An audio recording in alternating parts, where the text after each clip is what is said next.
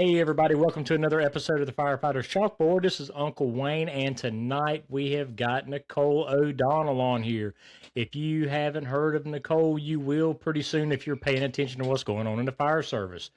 Nicole has got a kick-ass Instagram account called The Salty Rookie, and she just had her book published by Fire Engineering, and it's called The Diary of a Probie. We're going to dig deep into both of those and all other kind of things. Nicole, how are you doing tonight? Oh, I'm well, Uncle Wayne. It's an honor to be here. How are you? I'm great. I'm great. It's a warm 36 degrees outside, and it's got a heat wave going on. Uh, So let's just jump in. I'm going to let you tell everybody about Nicole. Give them your bio and everything else because you can tell your bio a whole lot better than I can. So we'll just go ahead and jump into it that way. All right. Well, I'm 25 years old. I started the fire service when I was 20. Joined in May of 2021. My birthday's in August, so I turned 21 then. So I wasn't even legal to drink at the time when I joined the fire service, and basically just started as a volunteer, turned into a career a couple years later. Fell in love with the fire service ever since. But before that, I was foreman doing tree work, and I was a heavy equipment operator. And I raced motorcycle hill climbs and motocross and ice racing my entire life growing up for a good 20 or so years.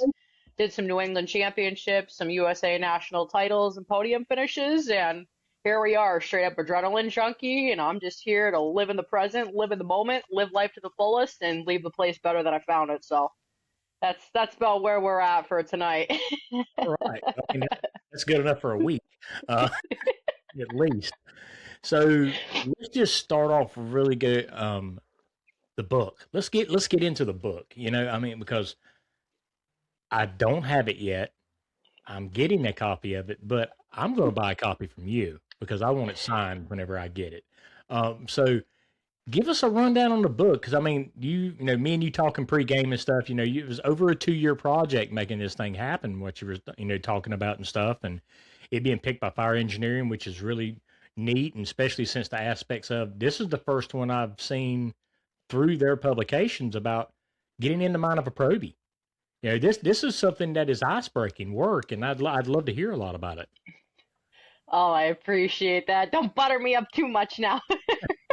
Um, no, it's a very surreal and humbling opportunity and something that, you know what, not everybody gets, and they took a chance on me, and I was like, this is crazy. I still can't believe it's real.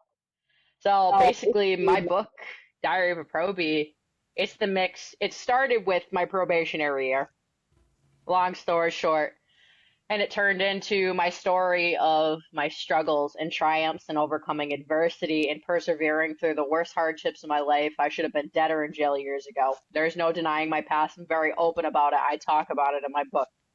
I was like, I need to create a way where I can talk about my hardships and everything I overcame while talking about my probationary year. So it turned out everything I went through, the fire service saved my life. I overcame all these obstacles, and the fire service was the trajectory of my turning point that changed my life for the better.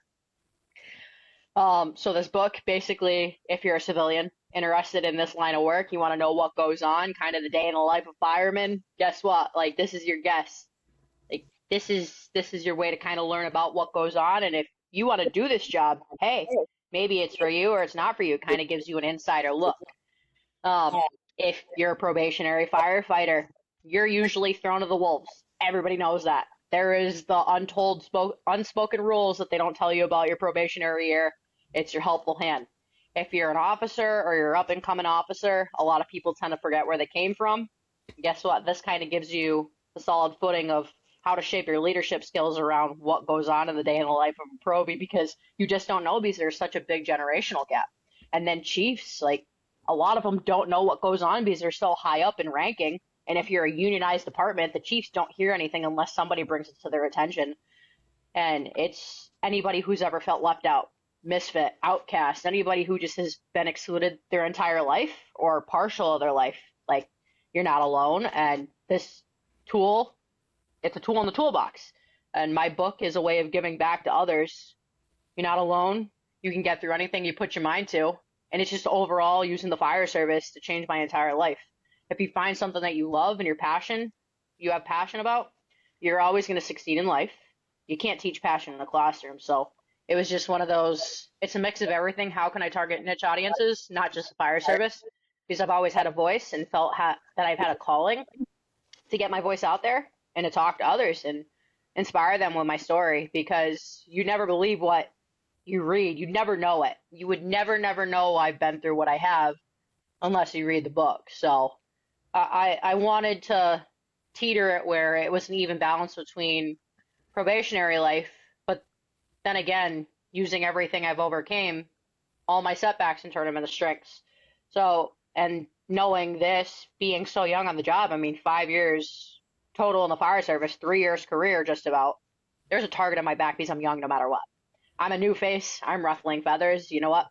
Go big, go home, take chances. You never know until you try. So it's been a wild win. I'm very overwhelmed with a lot of emotions, and I kind of don't know how to feel about all of it yet because it's so new and it's so overwhelming and there's a lot of eyes.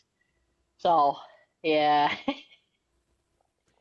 There is a, I would say there is a lot of eyes, but in the same aspect, a lot of those eyes are opening to understanding. And that's, one of the things I talk about a lot when we're talking about mentorship, everything else is understanding where your people are coming from. If I'm teaching somebody new, I've got to kind of be in their mindset too, because it's like they got put in a box, got shook up real quick, and then you throw them out. So we've got to remember what it was like to be that so we can be empathetic. And empathy goes a very long way when you're teaching somebody. And you're, just like you say, your book is going to be a tool for the toolbox for that seasoned instructor or whatever to get back in the mind of a probie so they can know how to approach, maybe how to deliver the topic, how to get back into where they can truly mentor somebody, because this is hard to mentor somebody when you forget what it was like to be in that situation. Yeah, and it's very easy to forget it over time, just like anything else. If you don't write the calls down, kind of like what I started with, you're going to forget it. One day you're cutting into your retirement cake. You can't stop the clock. The clock keeps ticking. We're already almost coming up in the middle, well, the start of February. It feels like the middle of February. It was just the beginning of the new year. I just looked, I'm like, it's 3 weeks since my book published. There's no way. Mm-hmm. It's instant. Like, before you know it, time's over. So it's write it down. It's going to become a forgotten memory under the rug before you know it. And I like exactly what you were saying. I got a good friend of mine, and he has kept a log journal of every call he has run for the last 15 years. And he can go back and tell you everything that happened on that fire, where they pulled a water point from, everything else. And it's just a way for him to keep himself in throughout, because he said the same thing you did. One day it's going to be done, it's going to be over with, but where are your memories at? They're going to be in that log. So, talking about, you had a lot of personal stuff you had to overcome and stuff like that, but a lot of times the adversity coming through that gives you more fuel whenever you come through the fire service and getting through, going through the academy, getting that accomplishment done, and then that lights another fire and makes you work harder when it, to work your Probie time and stuff. And, lets you get a little salty, right? About stuff. Yeah. And it's a fine line when it comes to that, because when you go in, how my instructors described me, I was like a bull in a china shop when I went through the recruit academy. Like, there was no slowing down. I was tunnel visioned in on one task, and I'm like, I need to get this done. I want to be the best. It wasn't that I thought I was the best. It's I need to be the best. Otherwise, every instructor's judging me. Everyone around me judging. Oh my God, everyone around me is judging me, and I need to do better. And anything I ever do, I'm like, I could definitely have done better. I always beat myself up. It was always focusing on the small mistakes and trying to be the perfect probie, trying to always be better. And it's one of those things, like, you're never truly going to be happy with, no matter how much success you have. So it's one of those things I've learned to slow myself down, but it's also, it helps because it keeps your work ethic and your drive going. A lot of people, you can't teach that. You cannot teach a work ethic to anybody if they don't want to work. If they just want to couch surf, they're going to couch surf. You cannot build somebody with any amount of discipline if they don't have it in them, if they don't have that dog in them. So it's great to an aspect, but at the same time, it's very, very difficult to find the even balance between it. Because every day, like I said, it feels like nothing's ever enough for me, and I always feel like I need to do more. And even though I could be the hardest worker in the room, and it still doesn't feel like enough, and I don't want to overstep on people either, Mm-hmm. especially when people are trying to show me something. And then So sometimes it can probably be tough too because you want something so badly, you want to work so hard to accomplish something, and then sometimes it gives you mental struggles whenever other people that are doing the same drills or you feel that everybody should be putting forth the same effort because everybody should want it as bad as you, especially in our line of work. And a lot of times that's mental struggles to understand that everybody's not me. Everybody's not going to want it as me. But I love the fact that you never took your foot off the gas, even though people aren't trying to go at it as hard as you are. I'm still not going to slow down because this is what I want. And that's something that's really sought after, especially with me as an instructor. I'm looking for those students that give that 110% and want to try to give more, but they just can't. That's something we look after. So I'm gonna turn the tide on you just a second, and even though we got 3 years in, we're gonna talk about a little bit of academy stuff. So, okay. well, I mean, because it takes a village. It takes a village of people to get us to where we are successful. No matter how hard we work, we're still never going to do it by ourselves. People always have to extend all the branch, help us out, and everything else. So, let's talk about the impact your instructors made on you. Because somebody, I mean, you've got all the drive you can have for yourself, but somebody put the passion of the fire service in you. And I would be safe to say you had some really, really good instructors that planted that seed and kept, making sure that tree grew. Yes. So there's 5 to 6 of them. I made the acknowledgments in the book section, or I made their acknowledgments of their names in my book because I'm not self-made with this whole book. I'm not self-made with this entire experience. Everybody has their own part, and everybody deserves credibility. Everybody had a different part. Like I could not do this alone. Yeah. So the instructors I mentioned, I write about them in a couple different chapters and kind of in the beginning, going into the first steps of before our academy, our recruit fitness orientation. Into the academy, what to expect between fitness, nutrition, mindset, setbacks, challenges, blowing my shoulder out of the socket and still pushing through the last 5 weeks of the academy. There was one instructor in particular that looked at me. It was probably like week 3 and we were doing some ladder drills.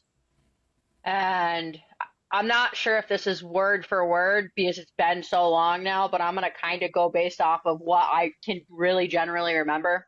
Mm-hmm. He looked at me, he pulled me to the side because they're always like telling me to slow down. And I'm like, I'm not getting babied, but I'm getting voices raised at me, not screamed at because I was doing something wrong, but just because I was that bull in that china shop. One of the instructors pulled me to the side away from the class while they were lecturing the class. He pulled me into like one of our little buildings we had. He's like, O'Donnell, you're one of the best freaking recruits we got here. You need to slow yourself down. He's like, if you just slowed yourself down just a little bit, he's like, you would be able to do the tasks proficiently without making the mistakes. You're getting frustrated. He's like, you're way too hard on yourself. He's like, you are a solid fireman all around. He's like, you have the work ethic, you have the discipline. You are one of the best recruits we have here. He's like, just slow yourself down and take in the whole picture. He's like, do not get tunnel vision because they saw it from a mile away. And by the end, in our academy graduation line, Mr. Boucher, he looked at me. He was standing on side because I was the very last one in my academy class. I was like, save the best for last. Joking.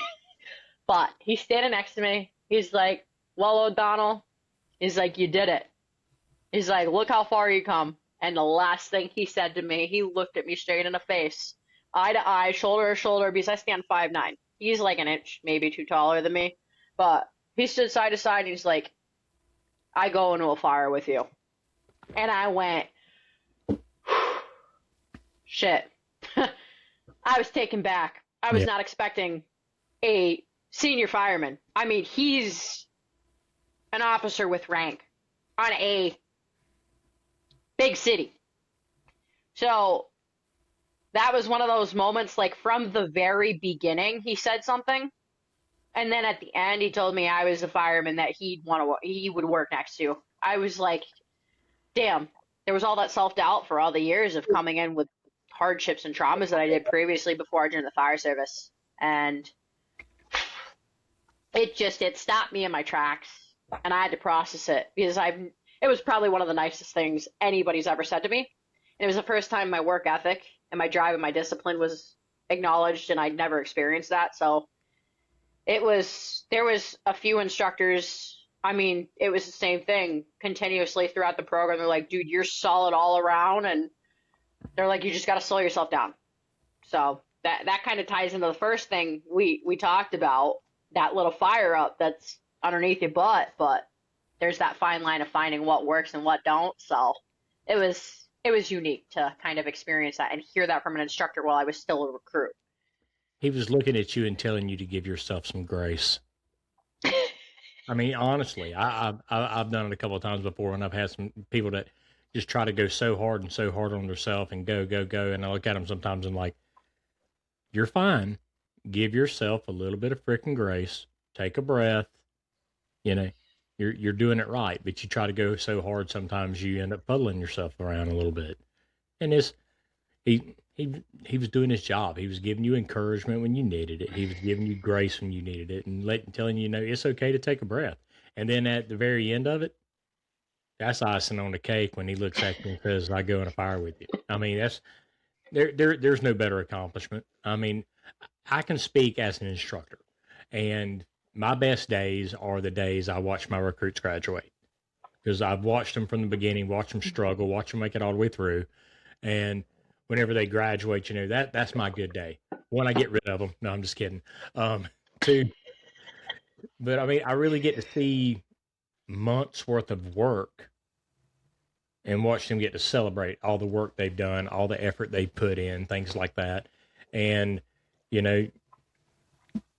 whenever you have those recruits that make that impression on you to where you look at them and say, I'm going to give you the reassurance, you're going to be fine, and I'd go inside a fire with you any day of the week.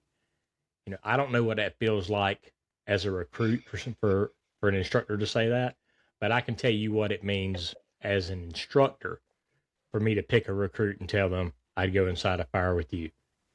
I mean, because I'm old and I got to figure me out.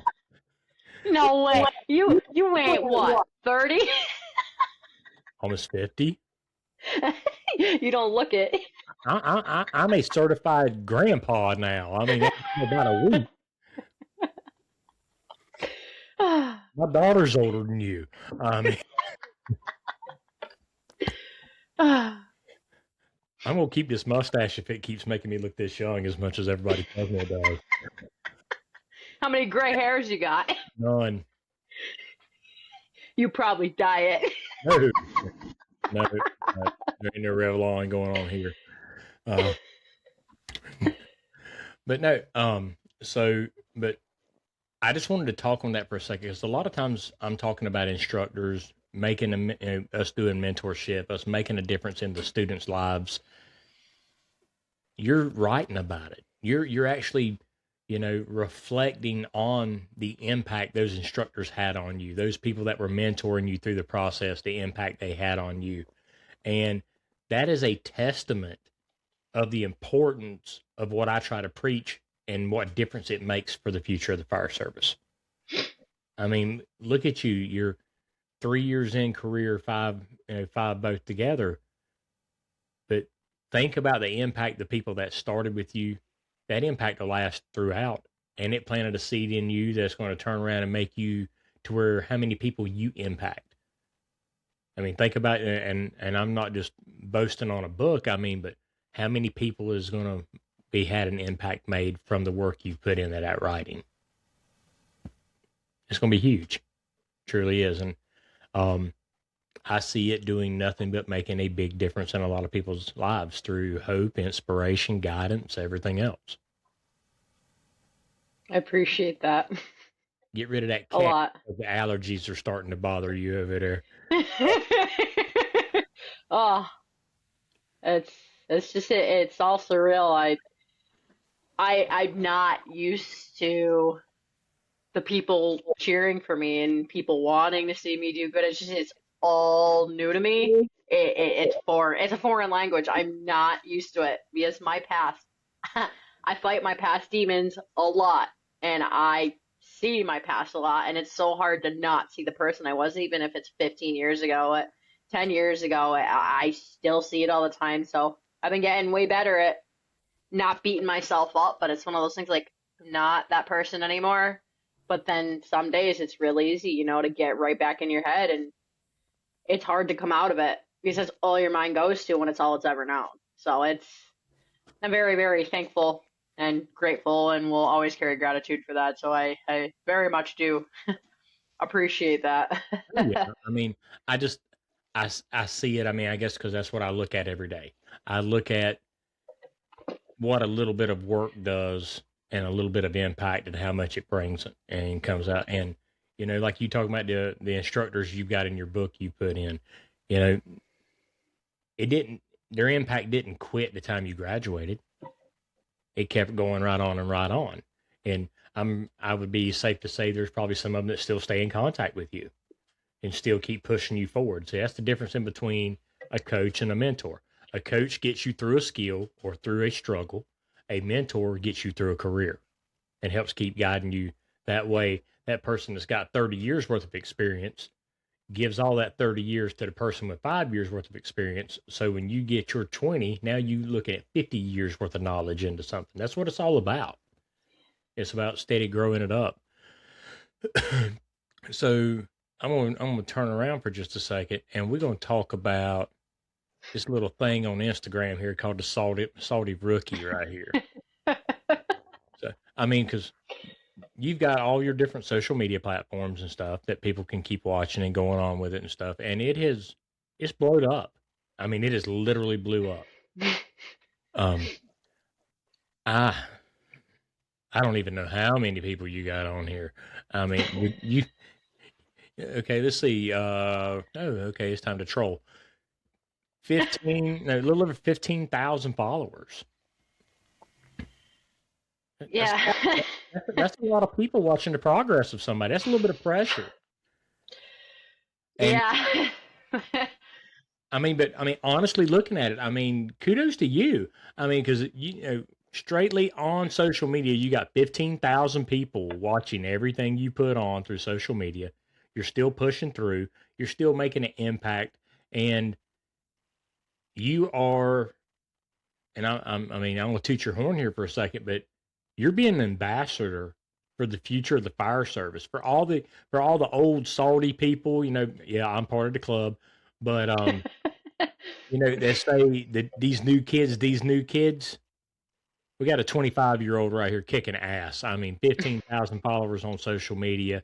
I'm not going to lie, from what I've seen and witnessed and looked at and everything else, I see a smoke diver title right here before long. I'm not going to lie, because you're killing it, you're crushing it. And if we can get the future of the fire service through social media, following you, being inspired by you, things like that, it's a good thing. They can get everybody hungry to where we can start turning out some firemen. I appreciate that more than you know. Yeah. The social media definitely took a toll. It blew up once I did my 30-day trip down to the South, and I got to put a lot of names to faces with the people I've been networking with. You come down south and then got successful. Y'all heard that all on. Now the South is definitely a turning point. When I went down there to network, the page itself, like, I didn't do it for me. So originally, I didn't even have a fire service page a year ago, but I came across one of the videos about a very high-ranking officer somewhere in the U.S. about women in the fire service. He shouldn't have got himself into that fire, into that situation. Your husband shouldn't have done that. He could have got him out himself, was the video. And I seen it blow up. And there was all these people reacting. It's all the guys running all the fire service pages. And I'm like, I've always felt like I've had a voice, like a calling to speak on stuff. I've never had a topic. Raced motorcycles my whole life. I couldn't really build my account. I just didn't have that niche. I always felt like I was meant for more. I didn't know what. So I was like, all right, I'm just gonna speak on this. So basically, in the depths, it was I stitched to that part of the video about this individual that's a very high-ranking officer. So like it just the husband should have gotten. He's a man. He should be able to get himself out. And like this person, not physically fit, not someone I want working alongside me. Like it's just sorry. So I made a video stitching my response about on behalf of the females that are here to do the job, do it well, not look for handouts, not identify as anything other than a fireman on the job, on the fire ground. Do your job well, make sure my guys can count on me at the end of the day. I don't really give two craps. Like, can you do the job or can you not? Can you do the basic fundamentals of firefighter 1 and 2 firemen? Can you do the basic fundamentals of what's asked of you and what's expected of you and your physical fitness to where it needs to be? So I posted the video and I tagged Metro Atlanta Fools, Peyton Owens. He took my video, he posted it, and he collabed with me on it. And next thing you know, I mean, every single fire service page, 660,000 views, tons of interactions, and all like positive, constructive criticism about like saying I'm right because I spoke on something. Because in reality, when it comes to the hot subject of women in the fire service, be a fireman, not a woman in the fire service. Nobody cares. Nobody cares. Guys are too scared to speak on that because they're going to end up in HR. They're scared of losing their jobs, or they're scared of having these sexual harassment cases formed against them because you pissed a female off. But since she's a female, she can instantly go make the assumption or make the statement, and then anybody's going to take their story because a female's a minority in the fire service. Stop. Ooh, no, just stop.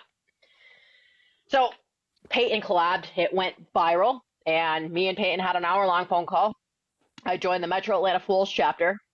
Little did I know a year later I'd be involved with all these people, networking, collabing, and everything.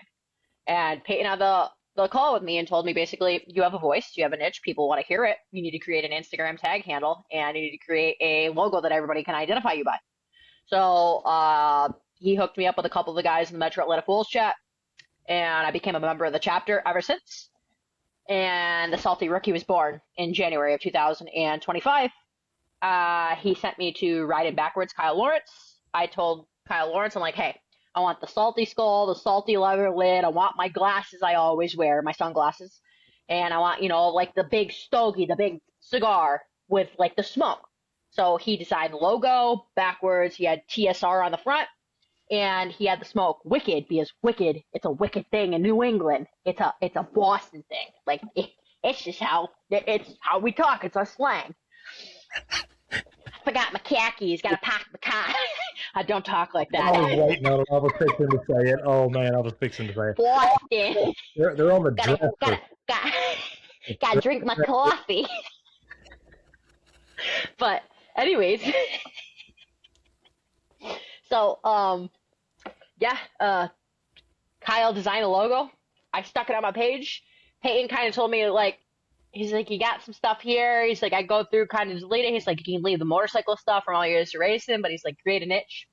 I was like, I don't know what I'm doing. I'm new to the fire service. Nobody knows me. I'm like, I'm fresh meat. I'm like, I know how it is in the fire service. When you're fresh meat, nobody wants to hear anything you have to say. I'm like, I am a no name. Nobody wants to listen to me. I'm 23 years old at the time. So all of a sudden I heard this post your quotes from your book, because it was still like in the manuscript of the rough drafts and everything.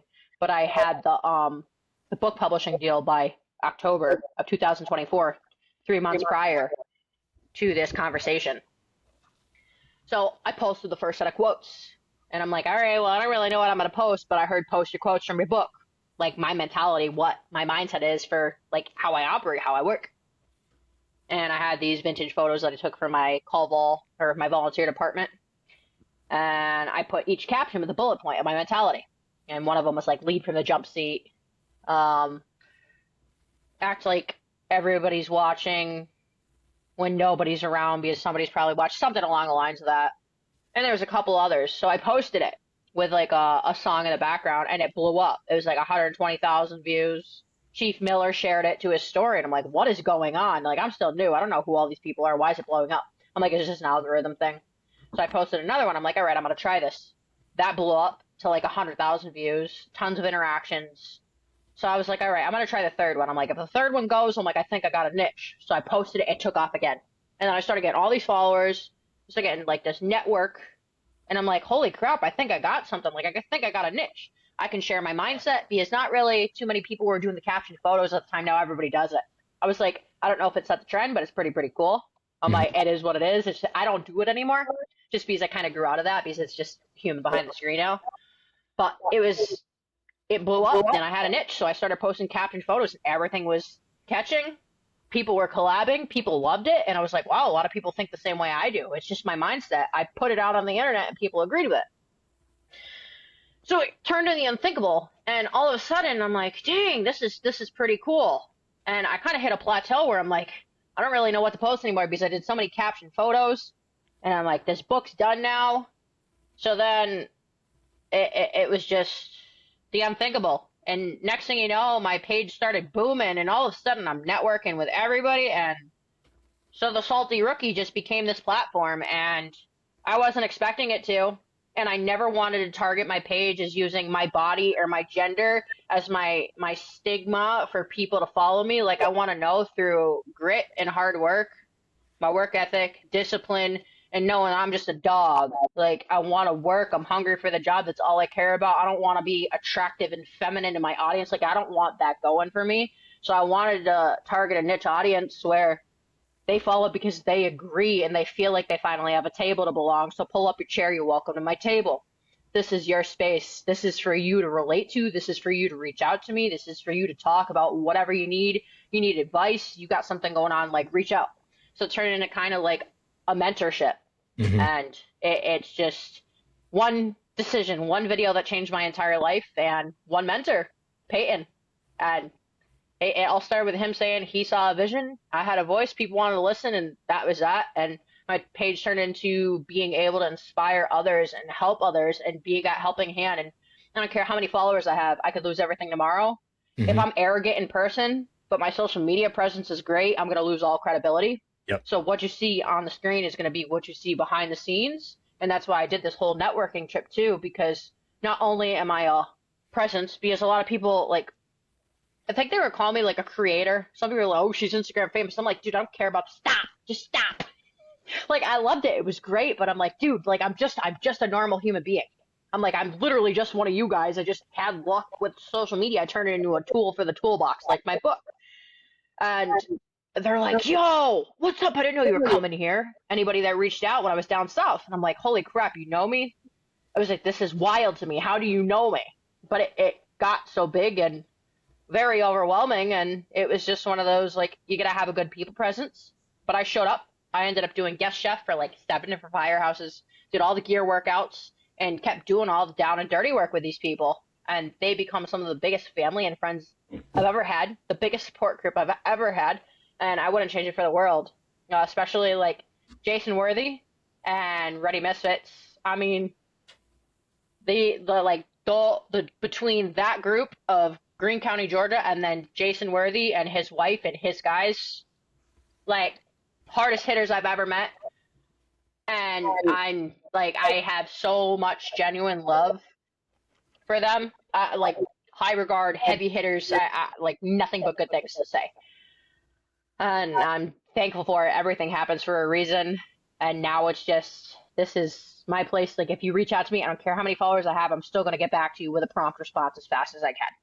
Yeah. Because, like, I remember what it was like to have 100 followers, someone with 1,000 followers. I'm like, holy crap, you're talking to me? That's crazy to me. Now I'm like, follower count doesn't even matter. It doesn't matter if you're arrogant behind a screen. None of that matters if you are a douche of a person. Yeah. It doesn't matter. So, like, I always try to be proactive with everybody, unless obviously you're like on the job, you're working, you're not going to be able to respond. But I'm very, very prompt with my replies as quickly as I can be, as long as it's not somebody just trying to use me for their clout for their own. whatever, their own good well-being. I mean, it's bound to happen, but my page is for everybody. It's not really a me thing. It's giving back to the community and leaving the place better than I found it. It started with literally just I heard the voice, post your quotes, and now it's turned into this tool and now promoting a tool in the toolbox. My book, my mindset, mentorship, and becoming the leader I've always wanted to work under one day. So it it blew up. I'm overwhelmed. I don't even know. I'm like, I don't know why you guys are so like crazy and hyped about my page because I just see the person I was years ago. It was a lot of work, but I'm just like at the end of the day, I can lose it all tomorrow. And they may never remember my name. They will always remember how I made them feel. So if I made one impact and changed their life, they're never gonna forget that. I love that. I love that. And everybody in the fire service needs to have that mindset. They might not remember my name, but they'll remember how they made me feel. It doesn't matter if it's a person we're taking care of on a call, if it's that brand new guy inside the firehouse that's coming in for the first time, is, if you got somebody coming in and working an extra shift, the way we treat people is paramount to everything else. Because no matter what, people are still people and want to be treated like people. And you threw out some good names earlier. I seen Jason and Sam last weekend. We were in Columbia together at the conference there. I'm still trying to get him on here. We just can't get calendars together. If you, Jason, call me. I will. I will do that. No, If my Apple Watch was still connected to my phone, I'd just text him right now, but I gotcha. But no, I mean, I spoke with him and Sam last weekend, and it shows that it doesn't matter if it's a formal, informal mentor. The informal ones matter a lot of times more than the formal ones do. The people that reach out for no reason other than to see you do good. They want to see somebody progress. And it's important for all of us to find that person we can invest into, to embrace that person, to, no matter how rough it is, find a diamond in the middle of that rock, because there's a diamond in there somewhere. We just have to polish it enough to get it to find there. Mm-hmm. So not talking about being a bull in a china shop, but we're going to take a second. What kind of advice could you give somebody that is brand new going through a recruit school, or just, they're 6 months into their Probie year? Give them a little bit of new wisdom because you just finished it. So, show them, don't tell them. If you know something, no, you don't. Let the work do the talking. If a senior guy or anybody senior to you is taking the time to show you something, even if you know it, let them. Because if they're taking the time out of their day, out of their shift, rather than doing admin things or rather than doing fireman stuff, rather than doing training with everybody else, or rather than just kind of playing on their phone and doing their thing, they're investing in you. They are 100% investing in you.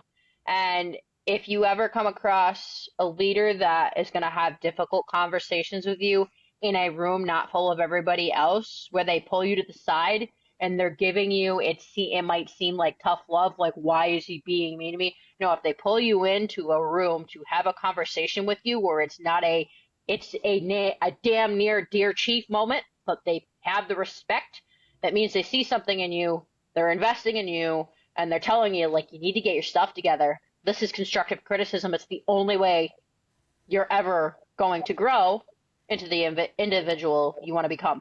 If you can't take constructive criticism, this job is not for you. You have to have those tough conversations, and you will learn more from a bad leader 13 times more than you will a good leader. You can learn 100 different ways of how not to be a bad leader and how to not treat your guys like crap. And if they show you how to run a chainsaw, but they put the chain on backwards, don't put the chain on backwards. Learn what backwards looks like. Because some people, if you've never seen a chainsaw before and all of a sudden you go to run it and you're like, why is this cutting? And somebody set you up because the chain's on backwards, you're going to learn from it. You're never going to do it again.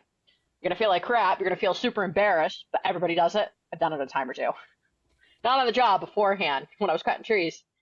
But Sharp and you will learn so much more from a bad leader, and it teaches you how to deal with difficult people, how to work with all realms of people. Because if you only know good leadership, you only know soft, tough love where they're trying to see the best in you, rather than working people who don't want to see the best in you and don't like high achievers, don't like people who succeed.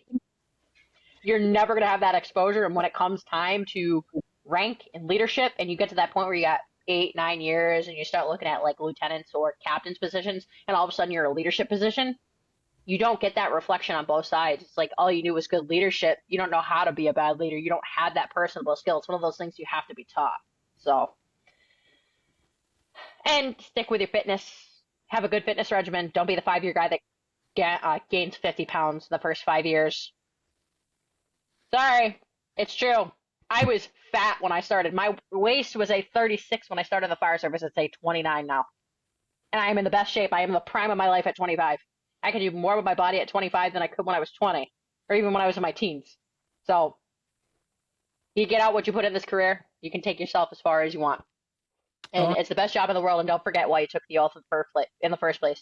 It's not about the badge and the flashy lights. It's not about the TikTok firemen. And stay off of social media. Stay off of social media. Review your social media policies. Yeah, for that aspect, I would agree. I would concur. And make sure you're very aware of your social media policy for your department. But social media is a good thing because without social media, we wouldn't be having this conversation today. I mean, like the posting in your department uniform and posting all like the specifics that you shouldn't have to tell them. But if I didn't say it, it hasn't been done before. The whole thing with our social media, though, is pushing an aggressive mindset of what we want to see, the leadership that we want to bring forth, and like this is the reality of the job. It's not always adrenaline. There's ugly stuff. It's the stuff that normal people don't see. Like civilians, a normal human being is not supposed to see what we see. So just to stay off the social media when it comes to like the posting stuff, be very careful. If you wouldn't want your chief seeing it, don't post it. If you have to have second thoughts about it, don't post it. You could be life or death with your career, and you don't want to be the reason why the public loses trust with you because you posted something political or stupid or something that others don't agree on or it's not fond of. Yeah. I was going to ask you what you wanted to write on the chalkboard, but man, you wrote a paragraph on that thing real quick. Sorry, I talk a lot. You can tell me to shush. You're good. That's what it's about, is about listening to you talk. Listen, I'm from New England, so we have a lot to say, and we're very direct. Down here in the South, we talk a little slower. We take our time, you know. Tea is sweet. Best sweet tea I've ever had when I went to Georgia. They made it for me. Ready Misfits made me fresh sweet tea. I'm like, oh, dang, this stuff's good. Yeah. See. I can't take a lot of carbs. Tea, and they hand you a salt packet or a sugar packet, and here you go. I'm like, that ain't gonna work. But I was going to ask you and tell you to chalkboard yours. Write your message, and it's done. We got it. There is no better way for us to reel this thing in and wind it up better than what you just did, Nicole. Right. So I'm going to recap at the very end right here.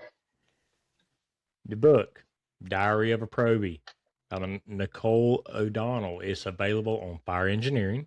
Go to fireengineering.com, look in their books. You can get it. Just seen where it's at. Where else can we get it?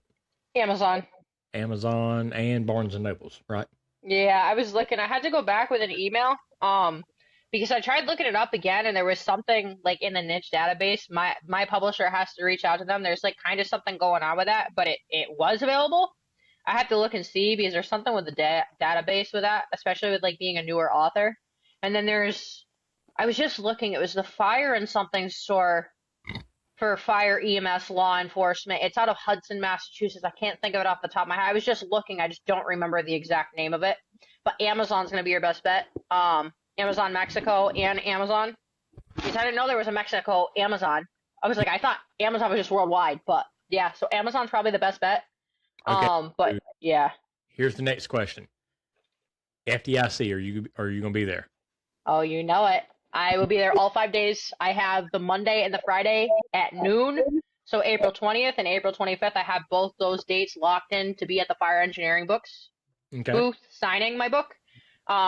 They'll be opening up the slots again. And if there's any other available slots, I will be at there. But the Monday and the Friday, I will for sure be there, but I'll be there the whole entire week. So. All right. So, guys, if you're going to FDIC and you want to get your book signed, if you don't have it yet, I promise you the library there is going to have plenty of them for sale. Nicole will be there. She can sign them up for you and give you a little message on them. All you got to do is sit down and talk with her. She'll lock you down. Yeah. You're good. And come up to me because I look intimidating. I promise I'm not. I will be out and around. If you see me, dude, let's go. Let's hang out. Let's talk. Let's do whatever. Let's go get dinner. Let's make dinner plans after. I am down with anything. Social anxiety is scared of me. All right, everybody. Nicole O'Donnell, the salty rookie. Have a great night. Stay safe. Keep learning, and we'll talk to you the next time somebody comes and steps up to the chalkboard.